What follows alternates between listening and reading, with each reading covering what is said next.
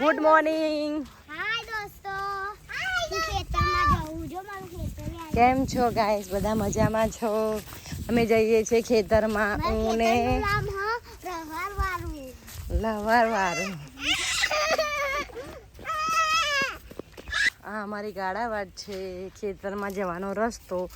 અમે જઈડા બી લગાવી દીધા છે. ના ગાયો જ ના જાય, બેસો ના જાય એટલે માટે. ના જાય. એટલે અમે સવારમાં ખેતરમાં આવ્યા છે લીંબુ તોડવા માટે. અમારી નારનો રસ્તો છે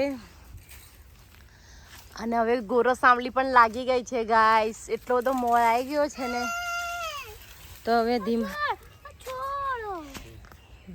ધીમા જઈશું ખેતરમાં.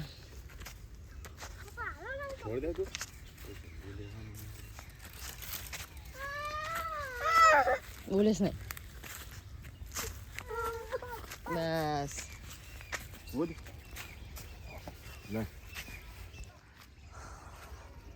મોરડા બી ગાઈસ ઘરી ગયો છે અને છે ને પવન બી છે, વાવાઝોડું બી છે. તો દેખો બધું કેટલું બધું ઘરી ગયું. અમારે તો આંબા પર આપે નુકસાન બી થયું છે. અમારો આંબો જે મસ્ત કેરી આપતું હતું ને, એ આંબો જ અમારો સુકાઈ ગયો. બહુ વાવાઝોડું કેટલું બધું ઘરે છે. આમાં તો તમાકુ પાડી દીધી, મતલબ કાપી નહીં, ડાયરેક્ટ પાના પાડી દીધા. અમારી તમાકુ કાચી છે હજુ, એટલે અમે ખેતરમાં આવ્યા છે. હું તમને મારો આંબો સુકાઈ ગયો ને બતાવું એકદમ જ કેમનો સુકાઈ ગયો એ મને ખબર જ નહીં. ऐसा ગાઈસ આ આંબો છે ને અમારો આખો સુકાઈ ગયો કેમનો. અને આની કેરી શરૂઆતમાં એટલી ખાટી ને બહુ જ ખાટી, અને જ્યારે પાકા નહોતા એટલી મીઠી ને આ એ આંબો હતો. આંબો એટલો સરસ હતો, પણ એની જાતે શું થયું ને તે સુકાઈ ગયો. અને આની પર આ કેરીઓ બેસો તે વન ભરી જાય. અને જે મોર આવેલો, મોર બી ગરી ગયો ને આંબો ફૂટી ગયો. એટલે આ આંબા પર કેરી જ ના આવે. એટલે આવું ભાદરું હોય ને એટલા પછી એક ગાઈસ પેલો બી આંબો છે ને એ બી સુકાઈ ગયો. ખબર નહીં આંબાનું શું થયું, તો સુકાઈ જાય છે.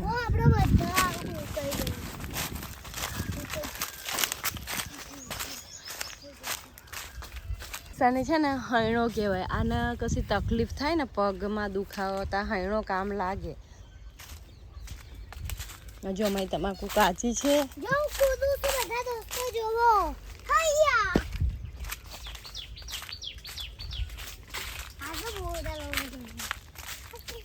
જો આ આંબા પર ગાઈસ મોર આવી ગયો છે.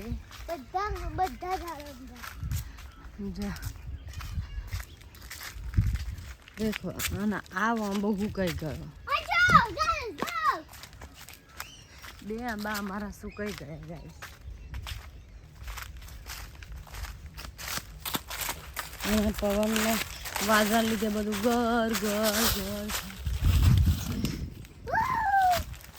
આ સુકાઈ ગયો ઉધેવના કારણે. ઉધેવ ગાઈસ બહુ થઈ ગઈ છે. આપણા પર જો કેટલી બધી ઉધેવ છે. હાય ગુડ મોર્નિંગ કે ગાઈસ ના ગુડ અયાન ગુડ મોર્નિંગ. એક સાવરીનો કોટો મળ્યો, દેખો સાવરીનો કોટો. કયા આવ્યો ગોટા તું? ગાઈસ જોઉં લખું ગુલમાં. તું ગોટા કયા આવ્યો છો બેટા? ખેતરમાં. તને ભણવાનું આવડે છે? हाँ मेरे को आता है. તેરે કો આતા હે અંશુ? हाँ ગુજરાતીમાં વાત કરો બંને ભાઈ. हाँ गुजराती में जो बात करते. લીંબુ લેવા આવ્યા ગાઈસ. નાના લાગ્યા છે હજુ.